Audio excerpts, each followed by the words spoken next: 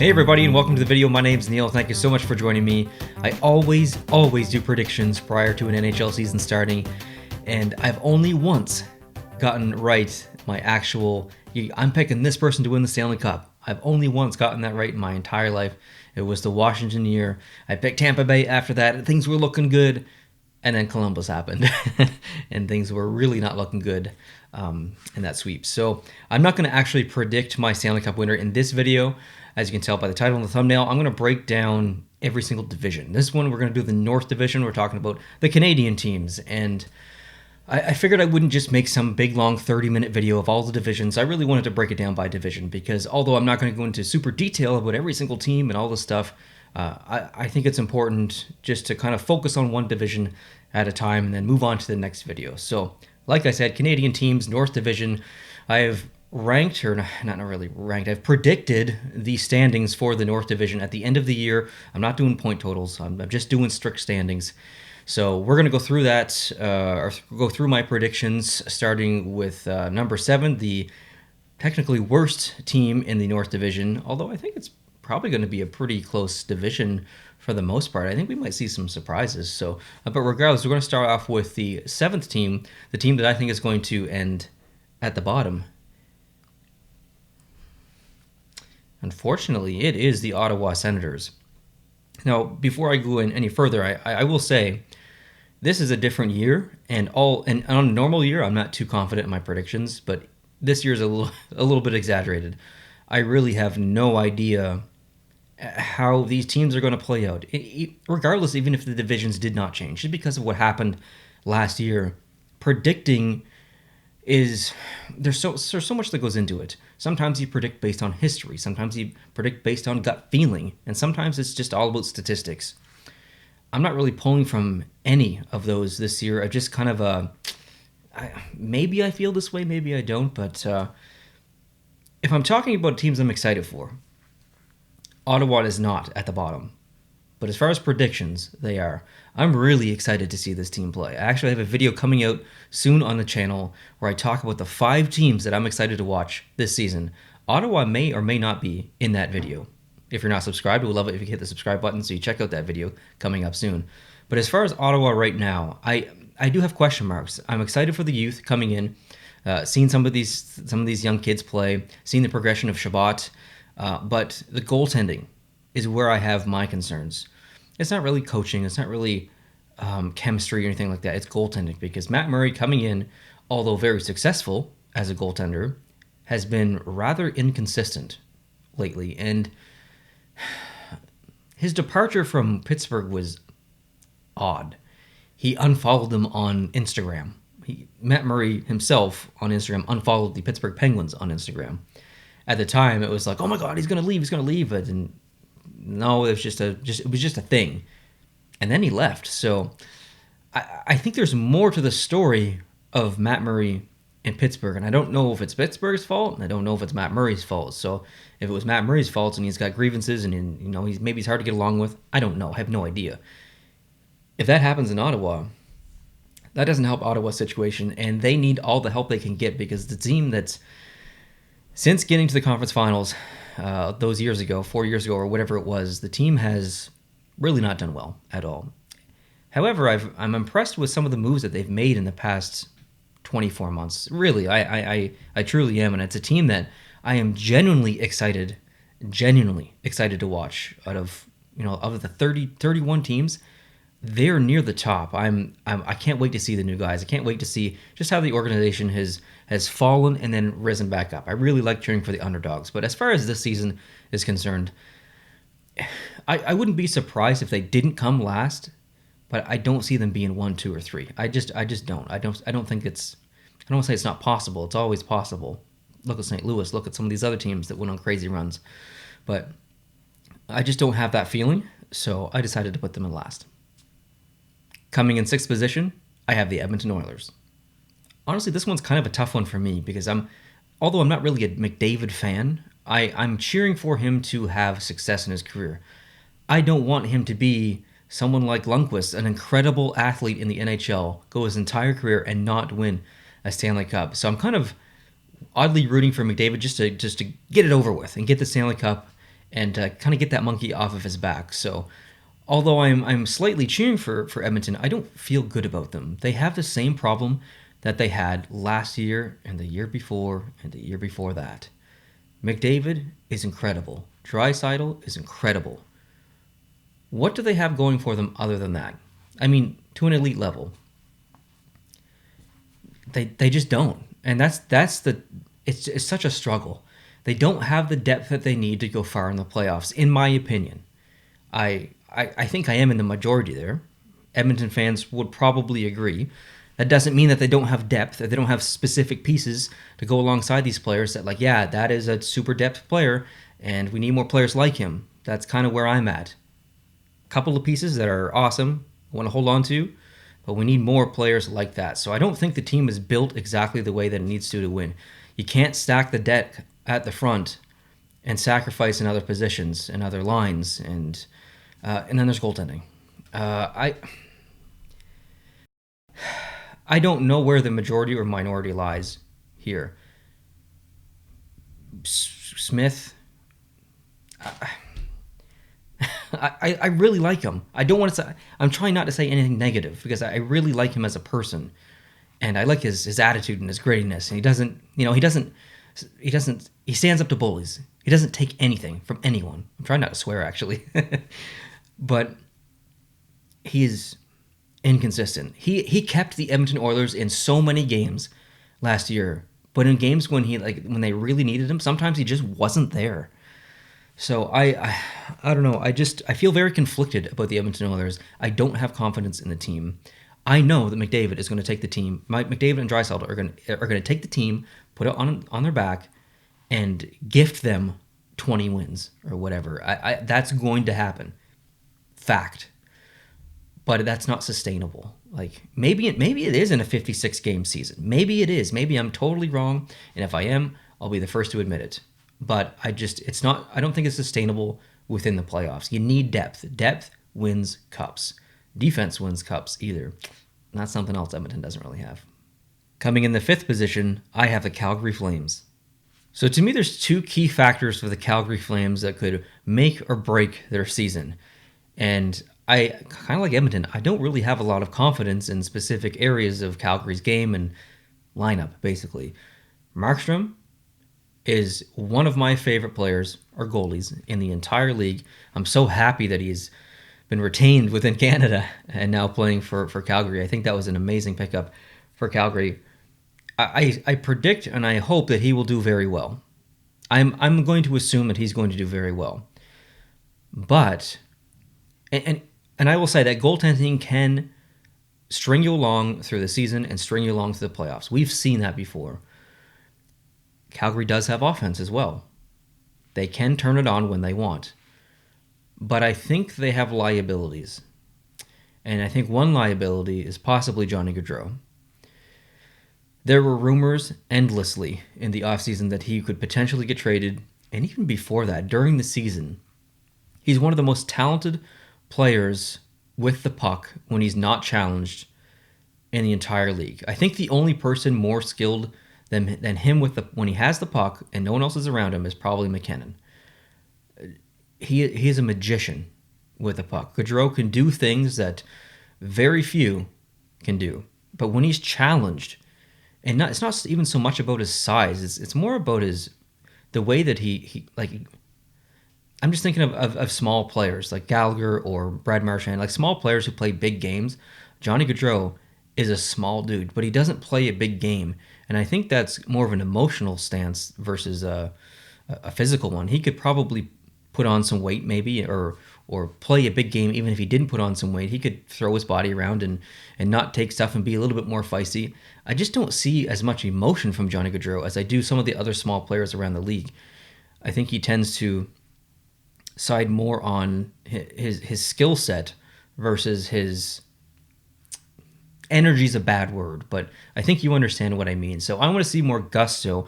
I want to see more just feistiness, honestly, from Johnny Gaudreau. I feel like he's kind of lost himself a little bit, and that's why he's been on the trade block. He is terribly defensively.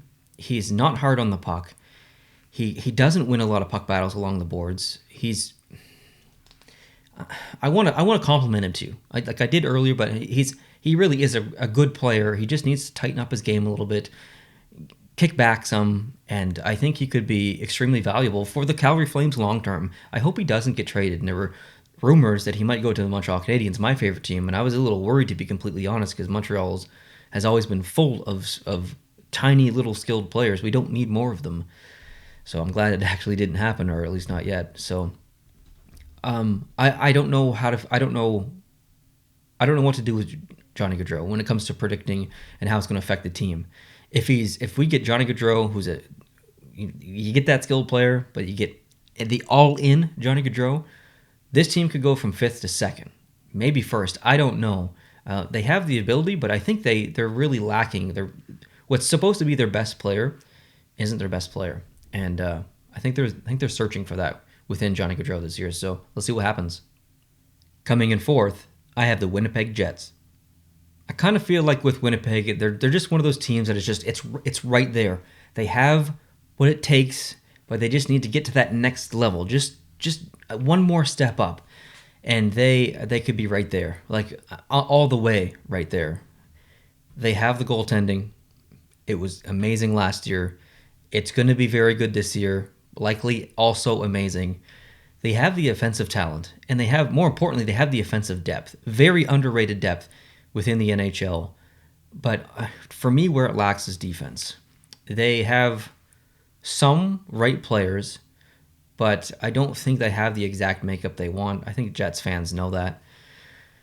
But I really wanted to put them 2nd or 3rd within this list, but I look at the defensive core, and it feels empty. There's missing maybe pieces, maybe pieces that it's missing. I worry that where they falter this year, they might not be able to Band-Aid. So if they get off to a slow start or something like that, they might not be able to catch up. But Winnipeg is one of those teams that has the depth. So if they make it to the playoffs, they can kind of hit you at all angles offensively. And it's a team I really like. Like, as far as players go, I'm not a huge Jets fan, but as far as individual players, they have so many that I like. Can you come play for Montreal? Can you come play for my team? That would be great. Just as people and as players, man, that team is awesome. But I feel conflicted with Winnipeg, so I wanted to put them roughly middle of the pack. I could easily have swapped them with the next team, and let's talk about them. Coming in 3rd, I have the Montreal Canadiens. Now, prior to 2020, if you had have seen me rank my favorite team, the Canadiens, in 3rd, you would have been like, okay, Neil, you're just being completely biased right now. Like, that is not a fair prediction or opinion. You need to take a step back and reevaluate. I don't think anyone can really have that opinion now because of what Montreal did last year. They showed some promise. And then more specifically, the moves that they've made in the offseason. Perry, Toffoli, Anderson, Allen, Frolik, Romanov's coming in as well. That wasn't really a move, but a progression of a player. Frolik will be fairly insignificant depth player, but likely insignificant long term or overall. But I do not think I'm being biased here. I don't know what everyone else is predicting. I haven't seen anyone else's videos or any articles from SportsCenter or whatever. I don't know where anyone else is plunking the Montreal Canadiens. So I feel confident that this specific team can get 3rd, possibly better. I don't believe that I'm being biased here. I'm excited for the team. I'm very excited for these moves. I love this, just from a depth perspective, bringing in some of these players like a Corey Perry, who you're barely paying any money, who is a little bit of a liability, but what he can bring in big games is it's a momentum changer. It is a game changer. He's kind of the player that can do that. He can also be that liability. He can get you into some penalty trouble, be a little bit undisciplined, maybe dirty at times, which may not sit right with a lot of people around the NHL. But I think I'm being fair with the Montreal Canadiens. I don't think they're the best team in the division. They may end up in first place somehow. It wouldn't necessarily surprise me, to be completely honest, but I don't think they're the best team in the division. So for that reason, I decided to put them third. I do believe that they will make the playoffs, and I do believe that they will be competitive in the playoffs. So I'll leave it at that, and we'll see how the season goes. I'll be watching every single game, and let's move on to the next one. Coming in second position, I have the Toronto Maple Leafs. The old Leafs. Can they crack that formula? The formula that they've been trying to crack forever. Defense. Can they actually play good defense for once? It is such a skilled team, and it is one of the most fun teams to watch in the NHL, just from, they're so offensively gifted. Watching Marner walk around people and Matthews scoring from whatever angle he wants. And it just, really, it is a team that is fun to watch. As a Canadiens fan, I am so jealous of the watchability offensively of the Toronto Maple Leafs. I am jealous, Maple Leafs fans. So what I'm not jealous of, though, is the defensive ability. Toronto has been trying to crack this defensive formula for what seems like 5 years, and they can't do it. They can't find success in the playoffs. And I can't imagine how frustrating it is for Leaf fans. So if I was doing a playoff prediction, they wouldn't be this high, because I just feel like they're going to go into the same little hole that they always go into and kind of shut down defensively. But as a season, they're a very good team. They could beat any team in the NHL on any given night if they want to. They could be down 4-1, boom, boom, boom, come back, tie it. It's a game, and then boom, they take the lead. Toronto has done that, and that's what makes them so dangerous. So you can't count them out.